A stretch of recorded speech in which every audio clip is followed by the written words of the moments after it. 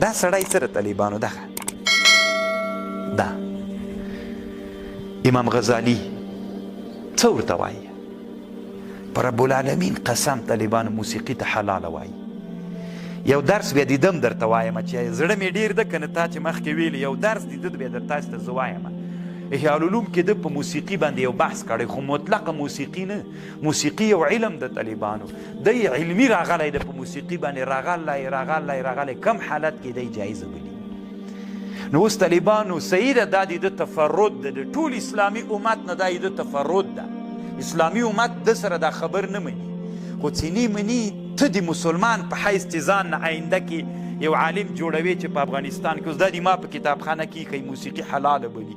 دلته حدیث نه ده چې استدلال کوي څوک حلاله بلي کافر یې بلي. نو ته به داسې وایي چې ایسته یې واچو کافر ده که داسې یو پالیسي به جوړوي چې ده ته به داسې نوم ورکوي چې د اسلامي امت یو لوی محسن امام غزالی. دا طالبانو ځان سره په ژوند کې داسې یو پالیسي جوړه کوي چې اسلامي امت پکې رانغښتی وي. نو که داسې په دې خبرو باندې موږ هر څوک کافر کوو طالبانو بیا فکر نه کوم چې د دنیا کې ته لالو به تنها پاتې دا ټول علما به بیا څنګه وي یا تا سره نه پاتې کېږي طالبانو. فکر ته مو پام شته که نه داسې یو پالیسي به اوس دا کتابخانه کې چې ما سره څومره کتابونه ایښي دي دا ټول کتابونه د علماو کتابونه دي.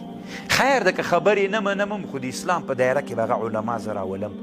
زر به طالبانو ځان نه متشددین نه جوړو چې یو چا باندې نعوذ بالله په علماو په علمي میدان کې د کفر فتوا وکړو. تاسې چې د امام غزالي هم دغه بحث وګورئ ما کتلی هم د احیاء العلوم کې بیا مې ټول ډېر ښه مفهرس کړی ده.